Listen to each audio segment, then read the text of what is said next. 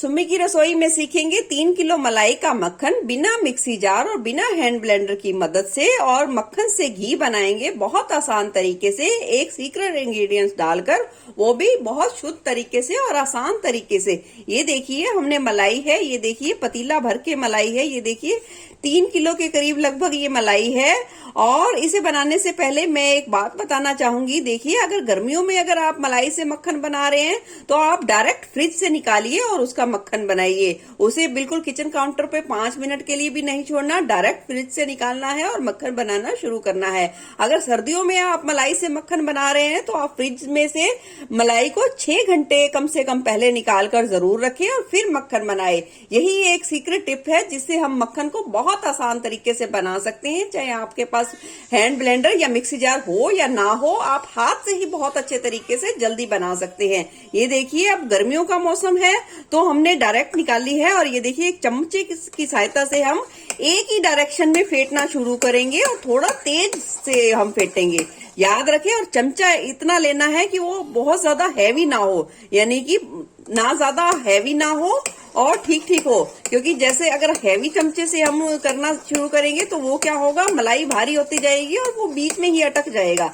इसलिए थोड़ा हल्का, ज्यादा हल्का भी नहीं हो, थोड़ा हल्का ही चमचा हो, और उसे एक साइड में हमें इसे लगातार थोड़ा तेज तेज घुमाना है।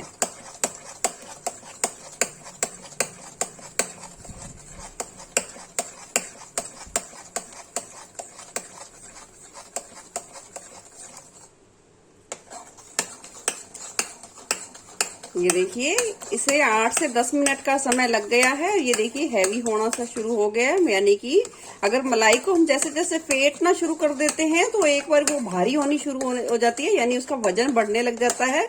और जैसे जैसे उसका फेंटते हैं तो दूध में से जो है, जो मलाई का दूध है, उसमें से ये छाछ अलग शुरू होने लग जाती है, यानी कि जो वेस्ट दूध है वो अलग होना शुरू हो जाता है और मक्खन हमारा एक जगह पर इकट्ठा शुरू होने लग जाता है।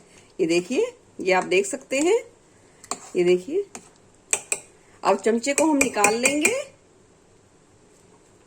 और इकट्ठा कर लेंगे मक्खन को एक तरफ। अगर गर्मियों का मौसम है तो आप बिल्कुल ठंडे पानी से मक्खन को धोइए। अगर ठंडे पानी से नहीं धोगे तो क्या होगा, मक्खन धोते धोते ही पिघलना शुरू हो जाएगा और फिर वो वापस ही जो ये छाछ है उसी में मिल जाएगा। इसलिए गर्मियों में जितना हो सके बिल्कुल बहुत ज्यादा ठंडे ठंडे पानी से ही धोइए, और आवश्यकता पड़े तो बर्फ भी मिला लीजिए पानी में। और सर्दियां हैं तो नॉर्मल पानी से धोइए, ना कि गर्म पानी से। याद रखिए सर्दियां हैं तो नॉर्मल पानी से धोइए, जो नॉर्मल आपके घड़े का पानी होता है ना, उससे धोइए। अब हम इसे अच्छे तरीके से इस छाछ को अलग कर देंगे और मक्खन को अच्छे तरीके से धो लेंगे। ये देखिए हाथों से दबा दबा कर अच्छी तरीके से धोना है ताकि जो छाछ है वो निकल जाए और घी जो बने तो हम उसे लंबे टाइम तक रख सके, और घी वो हमारा सालों साल तक भी खराब नहीं होगा अगर हमने अपने मक्खन को बहुत अच्छे तरीके से 2 से 3 बार ही पानी बदल बदल कर धोएंगे तो घी हमारा बहुत अच्छा बनेगा और मक्खन का टेस्ट भी बहुत ही अच्छा आएगा। ये देखिए कितना अच्छा मक्खन हमने तैयार कर लिया है। अब बना लेते हैं मक्खन से हम घी। हमने कढ़ाई में डाल दिया है मक्खन, अब बना लेते हैं मक्खन से घी। गैस चला दिया है, मक्खन को हम पिघलने के लिए छोड़ देंगे गैस पर, और अब गैस की फ्लेम को हाई पर रखकर हम मक्खन को पहले अच्छे तरीके से पिघलने देंगे और फिर हम करेंगे इसकी नेक्स्ट प्रोसेस। ये देखिए मक्खन देखिए पिघल गया बिल्कुल अच्छे तरीके से। इसका मतलब ये नहीं है कि हमारा घी बन गया है। अब इसे गैस की आंच को बिल्कुल लो पर कर देंगे और इसे उबलने देंगे। एक बार क्या होगा, उबलने से झाग उठेगी, बिल्कुल झाग झाग बन जाएगी, और झाग जैसे ही खत्म होगी तो हमारा घी बहुत अच्छे तरीके से बनेगा। और अब हम इसमें डाल देंगे 1 चुटकी के करीब, ये आप देख सकते हैं 1 चुटकी के करीब आटा डालेंगे। इससे क्या होगा, घी जब हमारा बनेगा तो वो सालों साल चलेगा, वो खराब बिल्कुल भी नहीं होगा और घी बिल्कुल शुद्ध बनेगा, बिल्कुल साफ सुथरा बन के तैयार होगा। अब हम इसे लो फ्लेम पर अच्छे तरीके से पकने देंगे। ये देखिए घी उबलना शुरू हो गया है और आप देख सकते हैं एक ऊपर परत आ गई है झाग की, और अब ये झाग बिल्कुल धीरे धीरे उबल उबल कर खत्म होने लग जाएगी या बिल्कुल कम हो जाएगी, तो इसका मतलब घी बन गया। और घी बिल्कुल साफ, बिल्कुल शुद्ध सोने सा निखर कर बिल्कुल बिल्कुल बन के तैयार हो जाएगा। बीच बीच में से इसे चलाते रहना बहुत ज्यादा जरूरी है, नहीं तो घी हमारा लग जाएगा और उसमें स्मेल आ सकती है। तो इसके लिए थोड़ी देर में आप बीच में चलाते रहिए इसे।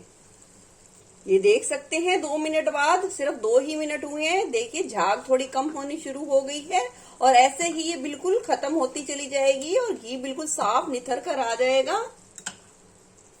ये देखिए झाग बिल्कुल छटनी शुरू हो गई है और ये देखिए घी देखिए दिखना शुरू हो गया है, यानी कि बनना शुरू हो गया है। अभी इसे 5 से 7 मिनट और लगेंगे लो फ्लेम पर।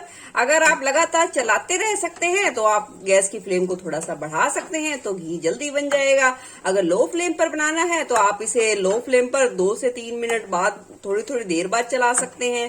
तो वो आप पर डिपेंड है कि आप किस तरीके से कितना टाइम देकर बनाना चाहते हैं। ये देखिए मैं पास से दिखाती हूँ कितना अच्छा घी बिल्कुल साफ बनके तैयार हो गया है। अब गैस की फ्लेम को कर देंगे बंद और इसे कम से कम जिस बर्तन में आपने घी बनाया है उस बर्तन में हम 10 मिनट के लिए ठंडा होने के बाद के लिए छोड़ देंगे, क्योंकि घी जब तक ठंडा ना हो तब तक वो पकता ही रहता है, यानी कि वो बिल्कुल ठंडा होगा। 5 मिनट उसे ठंडा होने में लगेंगे और फिर ये उबलना रुकेगा और फिर 5 मिनट बाद हम इसे, यानी कि टोटल 10 मिनट के बाद हम इसे छानेंगे।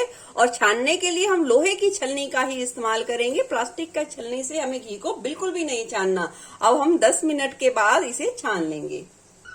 ये देखिए घी को छान लिया है और आप देख सकते हैं कितना कम ये वेस्टेज निकली है हमारी मलाई से जो घी बनाया है।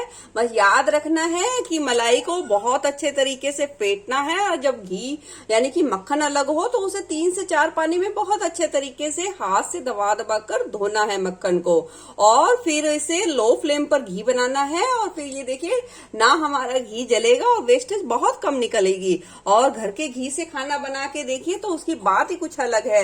इसी तरीके से आप भी अपने परिवार के लिए घर का बना हुआ मक्खन बनाइए, घी बनाइए और उसे यूज में लाइए और अपना फीडबैक फिर मेरे से शेयर कीजिए। फिर मिलूंगी ऐसे ही बढ़िया रेसिपी के साथ। धन्यवाद।